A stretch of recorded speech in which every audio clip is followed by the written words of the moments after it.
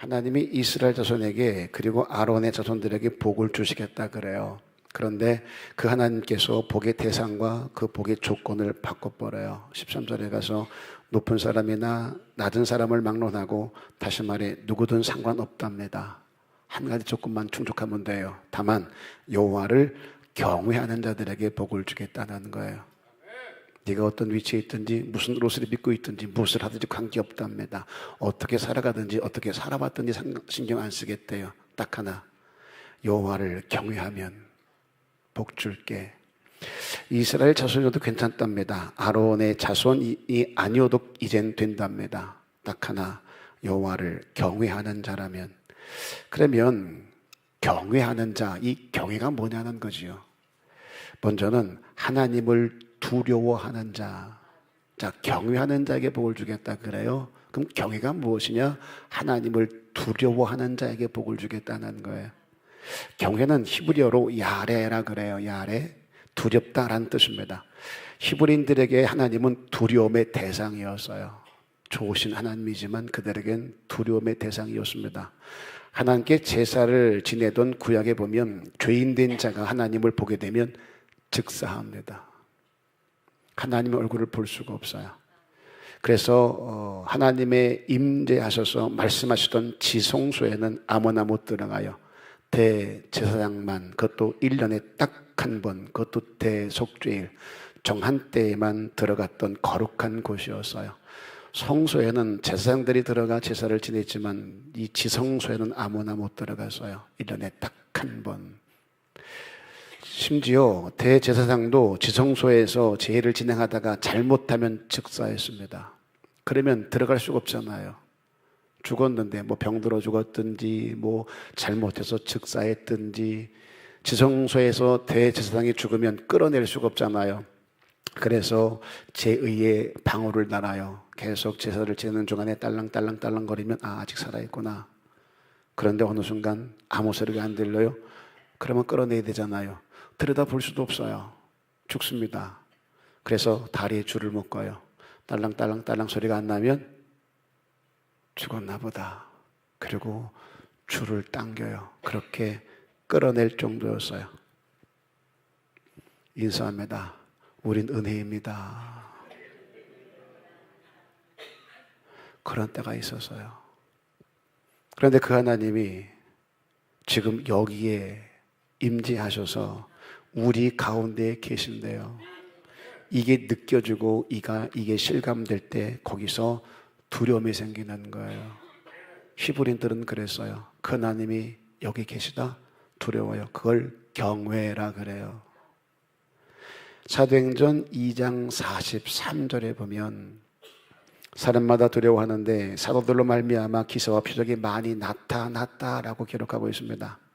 사도들로 말미암아 기사와 표적이 많이 나타났다. 안진병이가 일어났습니다. 그리고 문둥병이 나왔습니다. 죽은 자가 살아났습니다. 기적이죠. 얼마나 기쁜 일이겠어요. 얼마나 감사한 일이겠어요. 한편으로는 이게 놀라운 일일 수 있잖아요. 야, 이런 놀라운 일이 어떻게 일어날 수 있을까? 그러나 이게 두려울 일은 아니잖아요. 안진병이 일어났고 문둥병이 낫고 죽은 자가 살아나면 기쁘고 감사할 일이고 놀랄 일이긴 하지만 이게 두려울 건 아니잖아요. 근데 왜 두려웠을까요? 그 이유가 이래요. 이거 누가 한 걸까요? 하나님이 아니면 설명이 안 되는 거예요. 아, 하나님이 하셨구나. 그 하나님이 지금 여기에 계신 것이 느껴져요. 야, 안진병에 일어난 것은, 죽은 자가 살아나는 것은 하나님이 아니면 안 돼. 그럼 하나님 여기 계시다는 얘기인데 그게 느껴져요. 그게 실감이 됩니다. 거기서 이 아래 두려움이 생겨요. 그게 경외예요. 하나님이 나와 함께 하신다. 감사한 일이죠. 담대해지죠. 그런데 또 한편으로는 그 하나님이 여기 계시기에 말을 함부로 하지 못해요. 내 맘대로 행동하지를 못해요. 이게 또 두려움이에요. 이걸 경외라 그래요.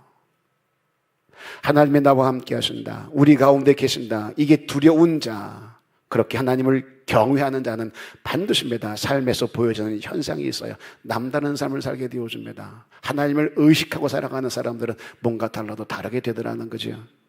사도행전 2장 44절 이하에 보면 모든 물건을 서로 통용했다 그래요. 재산과 소유를 팔아서 각 사람의 필요를 따라 나눠줬답니다. 마음을 같이 했다 그래요. 날마다 성전에 모이기를 힘썼답니다. 온 백성에게 칭송을 들었다는 거예요. 하나님이 나와 함께 하신다고 할 때 우리는 내 필요가 채워지고 내 문제가 해결되어짐으로 체감을 하게 되어지고 그것으로 증명하려고 합니다. 아니래요. 하나님을 경외하는 자는 내가 무엇을 받아서, 내가 무엇을 얻어서, 내 벽이 나아서, 내가 잘 돼서가 아니라 그 삶에서 나누어 주고 섬기고 하나가 되고 그렇게 성전에 모이기를 힘쓰는 것으로 보여진다는 거예요. 요셉을 보디발의 아내가 붙들어요. 이 집에는 아무도 없대요. 너와 나만 있대요. 아마 보디발의 아내가 아름다웠을 거예요. 그런데 그 아름다움보다 요셉의 외모가 더 출중했던 것 같아요. 그러니 보디발의 아내가 요셉을 이리 와. 이 집에 아무도 없어. 너하고 나만 있다. 왜 그랬을까요? 그때 요셉이 뭐라 그래요? 하나님 앞에서 어찌 득죄하리요. 요셉도 알아요. 아무도 이 집이 없는 거. 요셉의 아내가, 보디발의 아내가 나를 유혹하고 있어요. 내가 그 유혹에 넘어가 주면 내 팔자 달라집니다. 삶의 내용이 달라진단 말이에요. 그 시대는 그랬어요. 그런데 요셉은 환경 보지 않아요. 하나님 앞에서 어찌 죄를 얻을 수 있습니까? 내 하나님은 예배당에서 이렇게 예배할 때만 계시는 게 아니라는 거예요. 여러분이 돌아가 여러분의 삶의 현장에서 있을 때 지금 거기서도 네 말과 내 말을 들으시고 지금 거기서도 너와 내 행동을 보고 계신다는 거예요. 이 두려움이요, 이걸 경외라 그래요.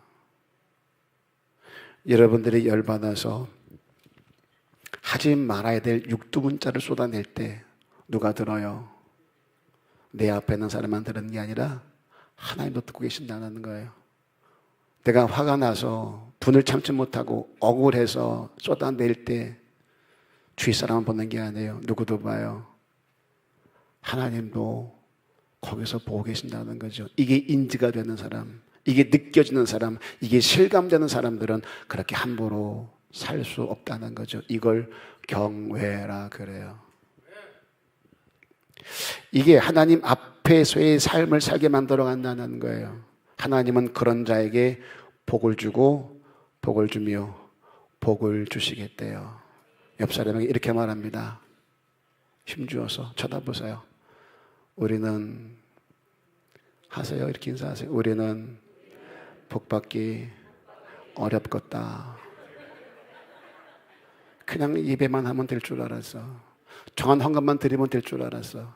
목사님이 설교할 때 가끔은 절기도 하지만 눈 뜨고 들으면 되는 줄 알았어. 그러고 나가면 복이 될 줄 알았어. 그런데 웬걸, 내 삶 현장에 하나님이 임재하신다네. 내 행동을 다 보고 계신다네. 들은 것을 끝나면 안 된다네. 바친 거로 끝나면 안 된다네. 살아내야 된다네. 내 입이 원래 그런 걸. 난 욕을 달고 사는데 이걸 어떻게 하면 좋은가? 나는 승질을 나면 주먹부터 나가는데, 화부터 나가는데 이거 어찌하면 좋은가? 야, 난 복받기 틀렸네. 맞아요. 틀렸어요. 그럼 어찌할 거예요? 그래서 애써야 돼요. 그래서 노력해야 돼요. 들은 말씀대로 살려고. 그 말씀이 기준이 되어서 이러면 안 된다고 하셨는데, 이러면 성도다움이 아니라고 하셨는데, 내가 성도라면, 하나님 믿는 사람이라면 이 말씀을 살아내라 그랬는데 이제는 줄여야 되겠다. 노력은 해볼 수 있지 않겠어요? 육두문자를 이두문자로 좀 바꿔보세요. 50원짜리 하던 사람이 10원짜리로 내려가 보세요. 노력해 보자고요. 어느 날 어느 시에 내 인격이 달라져 있음을 보게 되어서요. 왜? 하나님은 살아계시고 하게 하실 터이니까. 하려고 할 때 하게 하시는 것이지 알아서 하셔요. 난 모르겠어요. 주님도 그래요. 나도 모르겠다. 당부 들어요. 하나님이 여기 계시다. 이 의식을 가지고 두려운 마음으로 살아갈 수 있기를 주님의 이름으로 부탁을 드립니다. 또 하나, 이 경외하는 자는 악에서 떠난 자를 말하는 거예요. 잠언서 8장 13절을 보십니다. 다 같이 시작. 여호와를 경외하는 것은 악을 미워하는 것이라. 나는 교만과 거만과 악한 행실과 패역한 입을 미워하느니라. 성경에서 그래요. 미워하지 말래요. 너를 미워하는 자를 선대하랍니다. 그래 하나님 뭐라 그래요? 나도 미워하는 게 있대요. 악을 미워한답니다. 교만한 자, 거만한 자, 악을 행하는 자, 패역한 자, 그 입을 미워한다. 자, 잠언서 16장 6절을 보십니다. 16장 6절 시작. 인자와 진리로 인하여 죄악이 속하게 되고 여호와를 경외함으로 말미암아 악에서 떠나게 되느니라. 여호와를 경외하는 자에게서 보여지는 도드라진 특징이 있습니다. 나눔, 섬김, 하나됨, 모이기, 힘씀, 이것만이 아니라요. 그런 자들이 악을 미워한다는 거예요. 그렇게 나누고 섬기고 하나 되려고 애쓰고 그렇게 모이기를 힘쓰는 사람들에게서 보여주는 도드라진 특징이 있어요. 악을 미워한대요. 그렇게 그 악에서 떠나게 된다는 거예요. 그래서 교회 공동체가 좋은 거예요. 전 우리 세움교회가 이랬으면 좋겠어요. 여기서 악은 살인을 저지르고 거짓말하고 음행을 행하고 이런 게 아니에요. 구약에서의 삶의 기준은 딱 하나입니다. 하나님의 말씀이셨어요. 근데 살아가면서 내 삶 현장에서 그 기준이 보이잖아요. 그 기준을 상실해 버리는 거예요. 그게 악이에요. 내가 뭔가를 선택하고 뭔가를 결정할 때 하나님 말씀이 기준 될 수 있으셔야 돼요. 그런데 그 기준이 상실돼 버렸어요. 말씀이 보이질 않아요. 그걸 악이라 그래요. 내가 뭐 잘못한 게 있어? 내가 뭐 어그러지게 행한 거 있어? 너한테 피해 준 게 있어? 아니, 없어. 근데 그게 왜 악일까요? 거기 하나님 말씀이 없으면 그게 악이 되는 거예요. 무슨 일을 행할 때 상황을 쫓아가요. 내 경험과 내 판단, 내 지식과 상식이 동원돼요. 여기에 무슨 악이 있겠냐고요. 그런데 하나님 그걸 악하다고 얘기합니다. 왜? 왜 네 생각대로 해? 왜 네 멋대로 해? 왜 네 경험 가지고 하려고 해? 거기에 내가 없지 않냐? 내가 개선되지 않고 있지 않냐? 내가 너에게 한 말이 없지 않냐? 하나님 말씀이 기준되지 않으면 그게 악이라는 거예요. 그래서 믿음의 사람들은 삶의 기준이 달라요. 다시 말해, 어떤 상황에서든지 하나님이 말씀하시면 내가 나아가리다. 주님의 뜻이 아니면 내가 멈춰서리다. 내게 유익이 되든 손해가 되든 관계가 없어요. 어떤 상황에서든지 내가 죽게 됐다 할지라도 아버지가 내게 말씀하셨다면 그 말씀대로 가든지 멈추든지 할 수 있으셔야 된다는 거예요. 이게 하나님 보시는 선이에요. 그렇게 철저하게 하나님의 말씀이 내 삶의 기준됩니다.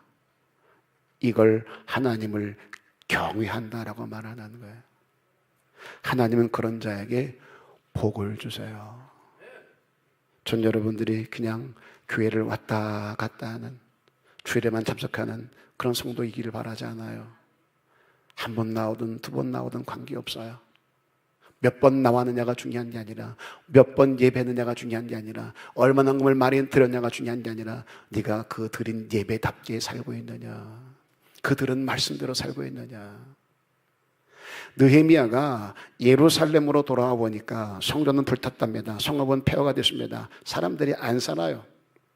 그때 가장 먼저 한 일이 성곽을 쌓는 일이었어요. 그런데 느헤미야가 사람도 살지 아니하는 그 폐허가 된 성읍인데 그 성곽을 엄청 넓게 쌓는 거예요. 아니, 사람이 없는데 그렇게 넓게 쌓을 필요가 뭐가 있나? 그 이유를 스가랴 8장 5절은 이렇게 설명합니다. 시작. 그 성읍 거리에 소년과 소녀들이 가득하여 거기에서 뛰놀리라. 미래형이에요. 지금은 폐허가 돼서 사람이 안 살아. 그러나 하나님의 약속의 말씀이 있어. 이 땅에 소년과 소녀들이 가득하여서 뛰놀게 될 거야. 말씀이 내게 왔어요. 그 말씀을 믿어요. 믿으니까 내 행동이 달라져요. 사이즈가 달라져요. 느헤미야가 성곽을 넓게 싼 이유는 딱 하나입니다. 하나님의 말씀입니다. 예루살렘의 회복에 대한 하나님의 약속을 그냥 믿어버리는 거예요. 지금은 아니지만, 지금은 어림도 없지만 하나님은 하실 수 있어. 아니, 하실 거야. 이게 믿어지는 거예요. 지금은 전쟁으로 폐허가 됐지만 하나님께서 반드시 이 성읍에 소년들이 가득하게 하여 뛰놀게 만들 것이다. 지금 상황만 보면 성읍이 폐허가 돼서 사람도 없고 재건할 돈도 없고, 그러니 크게 싸울 필요가 없지요. 적당히 싸우면 되지 않겠어요? 그런데 느헤미야는 지금의 폐허만 보지 않아요. 하나님의 말씀을 봐요. 그 약속을 붙들어요. 하나님의 약속하신 대로 이 땅을 회복시키실 것이다. 나는 그 말씀을 의심하지 않는다. 믿는다. 이게 경외예요. 내 삶 현장에서 나를 기준 삼지 않아요. 내 상황과 가능성을 기준 삼지 않아요. 거기서 하나님의 말씀을 기준 삼고 결정을 하는 자, 하나님은 그런 자를 복주고 복주며 복주신다는 거예요. 이 복을 다 받아 누리는 저와 여러분 됐으면 좋겠어요. 야, 내가 준 복을 받으려면 최소한 학력은 이 정도는 돼야 돼. 이 정도 대학은 나와야 되고, 이 정도는 배워야 되고, 내가 준 복을 받으려면 돈을 번다고, 그래도 최소한 이 정도는 살아야 되지 않겠냐. 그리고 내가 준 복을 받으려면 교회에서 이 정도 직분은 갖고 이 정도 헌신을 해야 복을 받을 만하지 라고 한다면 우리는 복 받을 수 없어요. 그런데 그런 거 다 상관없대요. 다 쓸데없대요. 괜찮대요. 누가 와도 괜찮답니다. 딱 하나, 이런 자, 말씀을 기준 삼고 말씀대로 살려고 애를 쓰면 내가 복 줄게. 우간다요, 아프리카에 있습니다. 제 기억으로 13시간, 15시간 간 것 같아요. 어디 있는지도 몰랐던 곳입니다. 주님이 가라 하셔서 그냥 갔던 거예요. 그곳에 응어를 파기하시고 학교를 세우게 하셨습니다. 그리고 합병하기 바로 전에 병원을 지을 수 있게 하셨어요. 그리고 이제 그 땅에 예수 공동체 마을을 세우려고 합니다. 거기에 영농조합을 만들고 땅을 사서 트랙터를 집어넣고 농사를 짓게 하고, 그 농사 지은 것을 서로 나누어 먹을 수 있게, 최소한 먹고는 살 수 있게 그 마을에 있는 사람들은 하려고 해요. 거기 학교를 세우고 또 병원을 세우고 교회를 세우려고 해요. 아멘 좀 했으면 좋겠어요. 저 혼자 할 수 없어요. 우리 세임교회가 할 수 있는 일이에요. 아니, 해야만 한 일이에요. 우리 만남은 우연이 아니요. 이거 하라고. 하나님이 저를 여기 보내신 것은, 야, 이 목사야, 너 그동안 수고 많았다. 귀에도 듣지 않고 건축도 안 하고 오지에 내 교회를 세우겠다고 세우고 학교를 세우고 선교단을 세우고 너 수고했어. 내가 짓지 않은 큰 집을 줄게. 그거 아니에요. 전 기도했어요. 하나님, 마지막 이거 했으면 좋겠어요. 그 땅에 먹고 살 수 있게 했으면 좋겠고, 그 저기 학교를 세우고 병원을 세우고 그리고 교회를 세워서 복음의 씨를 뿌렸으면 좋겠어요. 그 땅에 이들이 모델링이 되어서, 아, 하나님 믿고 예수 믿으면 이럴 수 있겠구나 보여줬으면 좋겠고, 남수단에 우리 못 들어가요. 이슬람 문화권이기 때문에. 그들은 들어갈 수 있으니 그들을 보내서 그 땅에도 복음을 심었으면 좋겠어요. 진짜 기도 많이 했어요. 그 응답이 여기에요. 나 혼자 할 수 없기에, 방화동 식구가 좀 어림도 없기에 하나님 더 보내주셔야 되고 좀 더 커야 돼요. 그래야 일할 수 있어요. 얼마나 기도했게요. 전 믿어요. 조금도 의심하지 않아요. 지금만 보면 어림도 없어요. 지금 우리를 보면 일할 수 없어요.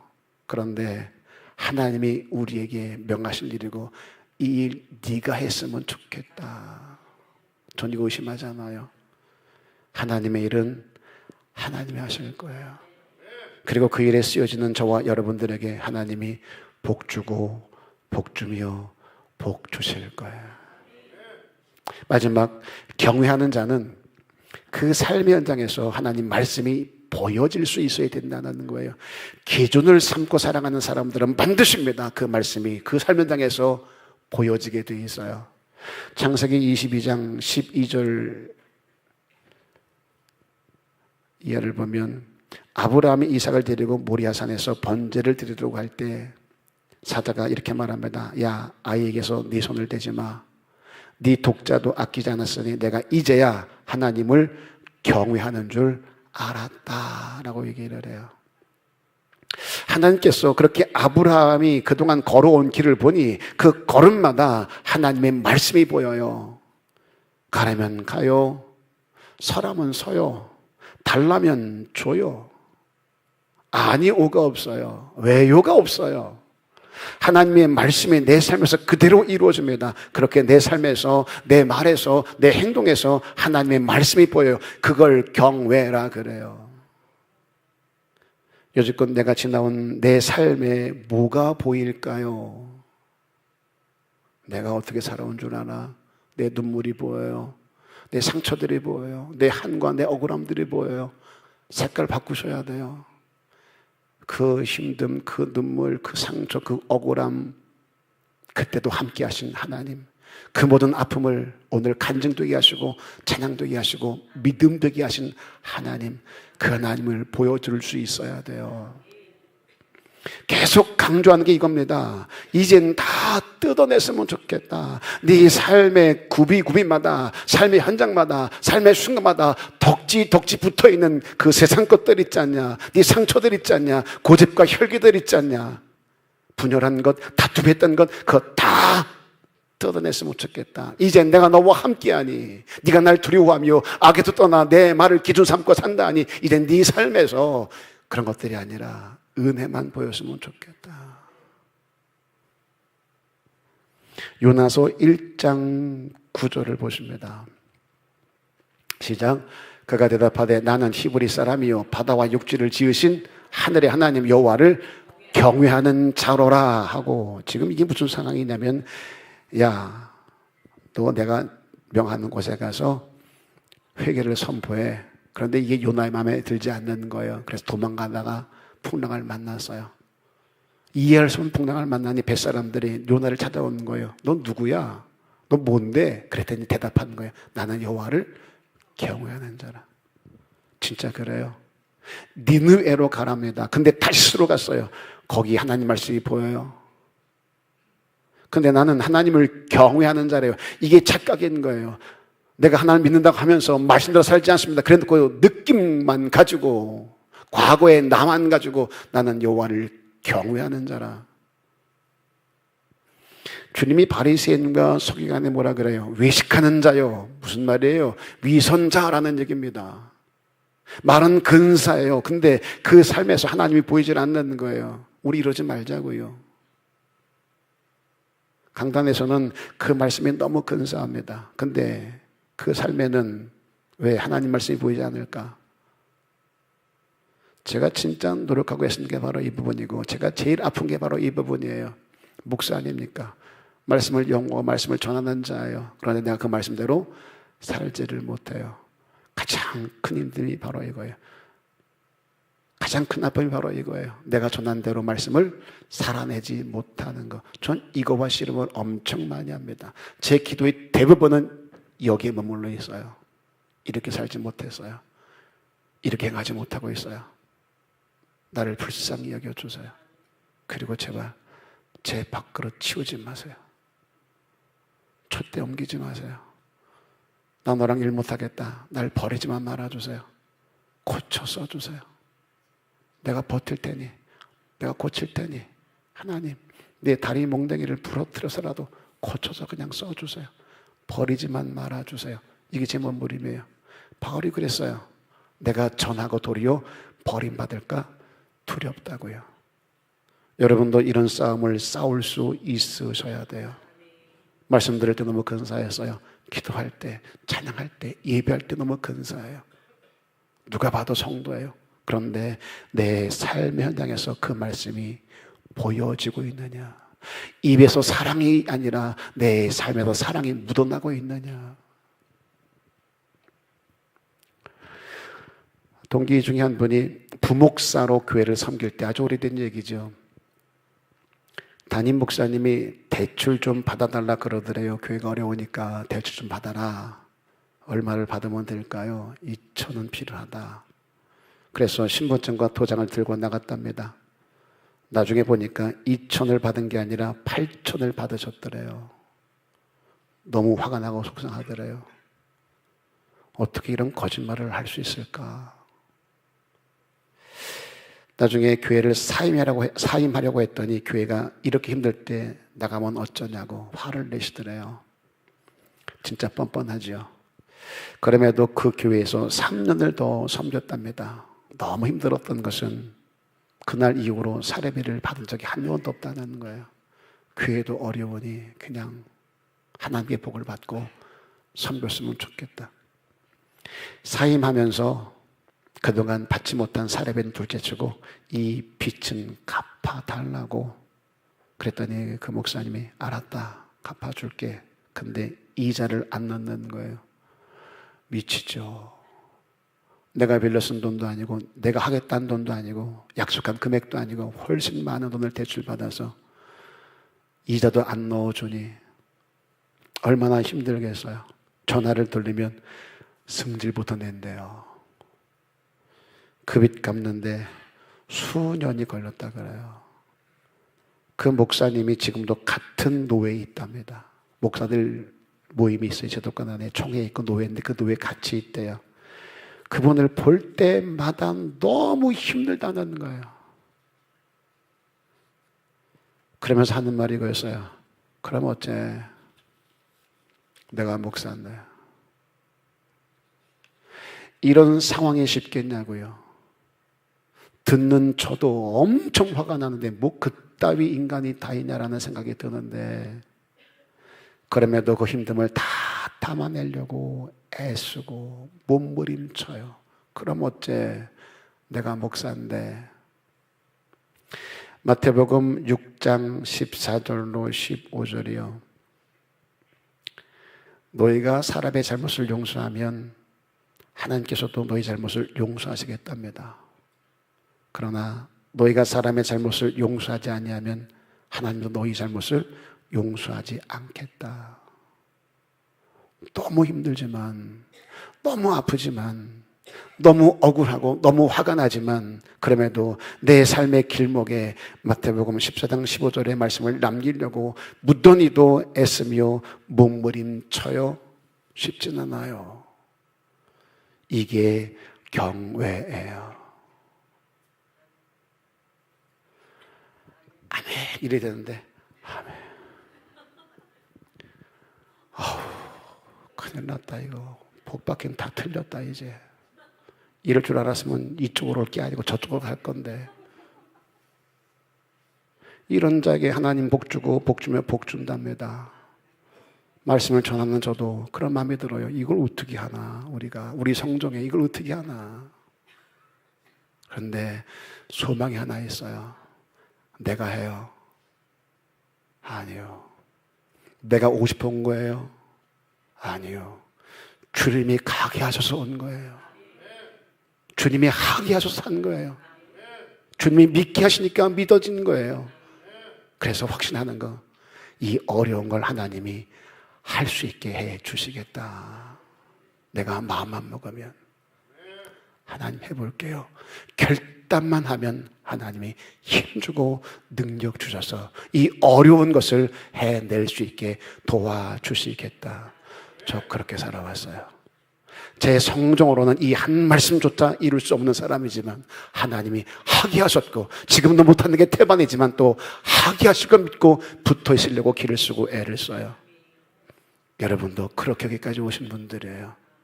지금껏 하게 하셨으니 이 어려운 일을 또 하게 하실 줄로 믿고 기도하자고요. 기대하자고요. 떨어지지만 말고 어찌든지 붙어만 있자고요. 그러면 하나님이 반드시 하게 하실 줄로 믿습니다. 정리해요. 경외하는 자가 되랍니다. 하나님에 대한 두려움이요 하나님이 여기 계심을 인지합니다. 그렇게 내 입의 말과 행실을 주의합니다. 그런가 하면 악을 떠나며 기준이 바뀌었어요. 하나님 말씀을 기준으로 삼고 살아가요. 내가 가고 사는 것이 하나님 말씀에 의해서 결정됩니다. 그리고 말씀이 보여지는 삶이요 하나님 말씀에 내 삶을 통해서 이루어 드려요. 그 말씀을 삶으로 내가 담아내요. 그렇게 하나님을 경외하는 자가 되셔서 복을 주고 복을 주며 복을 주시리라. 이 말씀의 주인공이 다 될 수 있기를 주님의 이름으로 축복합니다. 축원합니다.